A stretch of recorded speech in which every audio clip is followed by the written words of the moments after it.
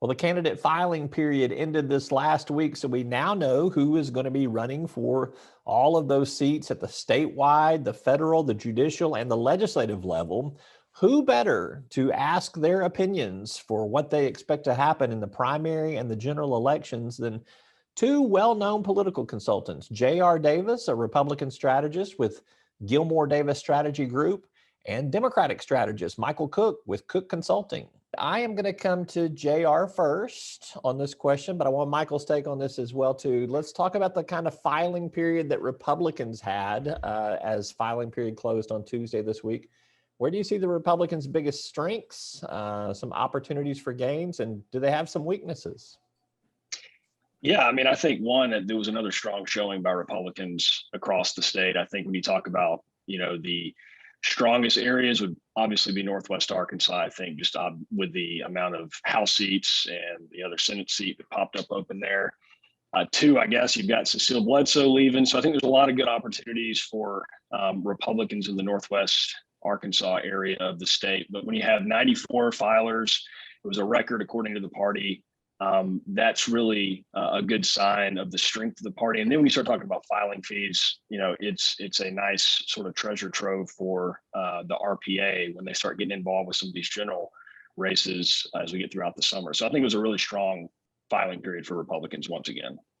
Michael, I'm going to ask you to assess the Republicans and where they had some strengths and maybe where they have some weaknesses. And I guess I'll even throw this curveball at you. Do they pick up seats from their current supermajorities? Well, I mean, first of all, their most obvious strength is that they filed more candidates than Democrats. Democrats on the House side filed about 48 candidates for those slots and for the 100 seats, and on the Senate about 17 of the 35. So first and foremost, Republicans just have more candidates. So they did well there. I think some of the Democratic strengths that we have, I think Democrats did a good job of sort of contesting a lot of the seats that are in cities, whether it be Springdale, Rogers, North Little Rock, Conway, other places like that. And then also our strength is the diversity of candidates. We have people from all walks of life. We have nurses, teachers, doctors, business owners, you name it. We have a really strong ticket of people who are wanting to fight for democratic values. Stay with you, Michael, on this, and JR wants your take on this too. So really, if you got 48 in the House in terms of candidates, you're not going to win back the House with 48 candidates. Right. But do you see the Democrats having a shot at reducing the supermajority threshold to where they could actually be influential on, say, budget matters? I think so. It's so close, right on the edge. I forget the exact number that we need to take back on the House and Senate, but there we have some good candidates, and like I mentioned, Conway and North Little Rock, and some of the seats in Northwest Arkansas. I think there is a chance if they run good campaigns and very focused campaigns that we can knock down those supermajorities, and then Republicans have to kind of come to Democrats on a few of these issues to get these things passed. JR, I've talked to some Republicans that are in the driver's seat on some of these races, and they think that they're going to build on those supermajorities. They say 85 is a possibility. What do you think? No, I agree. I mean, you're sitting at 78 right now, Republicans, I believe, in the House. I think they're going to get at least 83. It could be more. I think just the way some of these races have set up, you've got several Democrats that are stepping away that I think is an opportunity. Anytime you have that open seat, same goes for Democrats. But when you have those open seats that were held by Democrats, there's a very good opportunity for Republicans to jump in there and make some gains. I will say this, another great example of the strength of Republicans is just last cycle, you had a lot of competitive races in South Arkansas on the general side, and those freshmen weren't even opposed this cycle. And so I think it speaks to what those freshmen were able to do coming in as Republicans, but also the strength that was, I would probably say, a weakness for Republicans in elections past. South Arkansas continues to turn red. And so it's just, if you look across the map, I think there's a lot of opportunity for Republicans. I think they will grow their majorities in the Senate. I think you'll probably see them maintain what they have. But look, Jim Hendren's an independent. He's not running. That's an R pickup. So on technicality, Larry Teague's district was eliminated. That went to Northwest. That could be another pickup. So you could have 29 Republicans in the Senate as well. So I think they're in a really good position right now. All right, Mike, I'll give you a chance just to come back on that if you want to. If not, let's move on to our next subject. Look, it's going to be a fight. There's be a lot of fun fights district by district. It's going to be a tough race, but I feel good about the candidates we fielded this cycle. I was impressed that there were some Democrats for some of those statewide offices. I wasn't expecting some of those lower constitutional offices to get someone. I'm not saying they're going to win. I'm just saying that there's at least going to be some competition there. All right, let's move on to those statewide races, as well as some of the federal races, U.S. Senate, U.S. Congress. We've obviously got governor and lieutenant governor and all of the down ballot statewide offices there. JR, what's going to be on your radar in terms of those big races, those statewide or congressional races that you're watching most closely?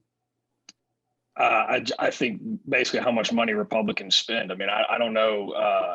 I don't see necessarily a competitive statewide race at this point, just given, the environment and the makeup of the state. It's going to be a general election, right? Well, I'm talking, you're talking, yeah, I'm talking general for primary purposes. Again, I don't see, lieutenant governor is probably the one that most people are going to watch just because there are so many different candidates in that race, from Leslie Rutledge, your incumbent attorney general, to the former party chair. I mean, all the way in between, Surgeon General. So that one's interesting because there are so many different personalities in that race. I don't really see any other kind of race to watch. Obviously, the Senate's got some primary intrigue there, but again, I would expect the most interesting race would be that lieutenant governor's race, followed up by the U.S. Senate race. All right, Michael, what about you? For primaries, well, back up a second. First of all, as you mentioned, Roby, the Democrats did field candidates for all the 7 statewide constitutional offices, which I was very happy to see. They were not able to accomplish that in 2018. So I was glad that they have a full slate of candidates this time around. The second thing is these primaries, where a lot of the action is going to happen. On the Democratic side, we do have, there was a primary before with Chris Jones, and then there were some other kind of lesser known candidates, and then former Democratic House Majority Leader Jay Martin jumped in at the last minute. I'll be curious to see if that becomes a race or if Chris Jones just marches into the nomination like he has long been expected to do. We'll see what the finance reports show in a couple of weeks if Jay Martin's able to put together any kind of money. But a lot of the excitement in the primary, as my friend mentioned a moment ago, is on the Republican side with the U.S. Senate race. Roby, your poll showed that Bozeman is not particularly popular. He's not unpopular, but he's just not particularly defined among Republican primary voters. And usually he just sort of, that's always been the case in your polling, Roby, and he always just goes on to knock down any opponents. I'll be curious to see if his primary opponent, Beckett, gets any traction this time around. He has some outside money coming in, helping Beckett. And then the other big one will be, good gosh, that lieutenant governor primary. You have the attorney general, you have Jason Rapert, you have former Republican chair Doyle Webb, the Washington County judge Joseph Wood, I believe. So, and Dr. Bledsoe, I believe, also filed. So it's going to be a shootout with these people just throwing grenades at each other and everybody trying to juggle it and throw it back. So that'll be an exciting, fun race to watch just from a political observer this time around. Don't forget Chris Beckett's in that. Oh, yes, and Chris That's Beckett. Right. Yeah, don't forget. Chris Beckett, Chris Beckett, in his mind, Trent Garner is a rhino. I mean, that's just how far right that guy is. It's interesting when you talk about, Roby, going back to sort of the legislative chambers. There's a ton of primaries on the Republican side in the House and even in the Senate. You don't see that statewide for these constitutional offices, other than we talked about lieutenant governor and then, of course, the U.S. Senate race. But it's very different when you look at the very local level versus what we're seeing statewide. I think it's 17 Republican primaries. That's not counting the open seats, but 17 Republican primaries in the House and another 8, I believe, in the Senate. So it's just a stark difference when you look local versus statewide. Yeah, I am interested to see, and I'm watching the Bozeman race as the bellwether on this because I think it's probably got the candidates in it that are going to speak to this barometer.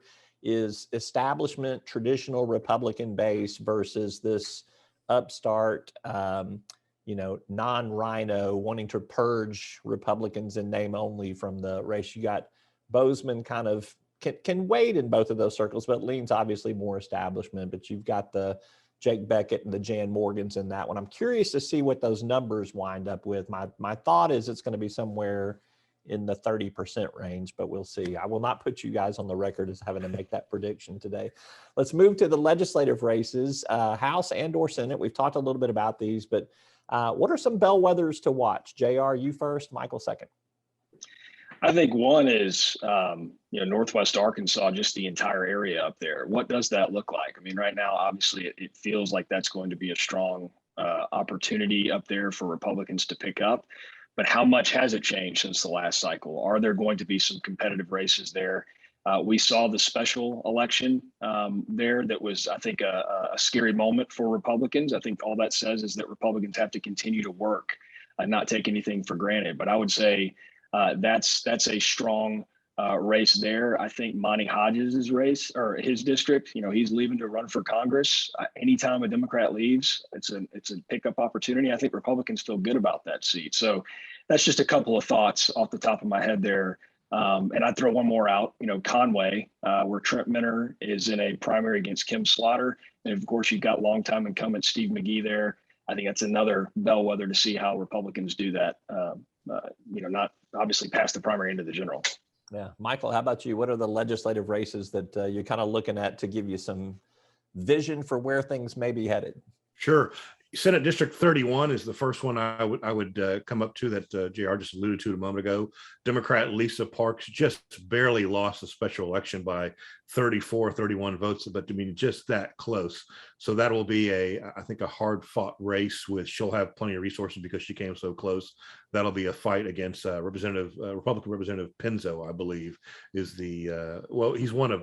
Yeah, there's several in that. Multiple. Several, that's right. Yeah. But he's sort of seen as the front runner for that particular nomination, but who knows what will happen. I would agree that also Steve McGee, Representative Steve McGee, who's also a medical doctor, I think one of only two in the state legislature. He'll have whoever his opponent is. That Republicans tried to chop up his district a little bit, but he's full disclosure, he's also a client of mine. So, but he is also a hard worker, but that'll be a bellwether seat to look at. There's the new seat that Rapert left that's been kind of chopped up now, where the majority of the votes are in Conway, and it's currently represented now by the one that State Senator Mark Johnson is running for, although he faces a primary against Representative Spencer Hawks. I'll be curious to see that one. I don't know if it'll be competitive this time. It just might, but that one, because of the way Conway is trending, is going to be a big fight, I think, good fight for Democrats, a bellwether.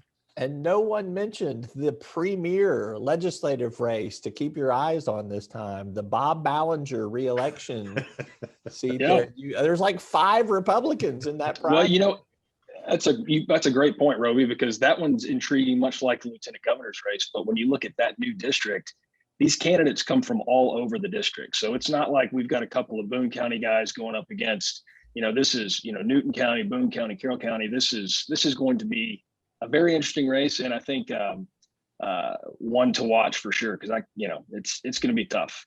I'm not putting any money on that one. I'm just laying that out there right now.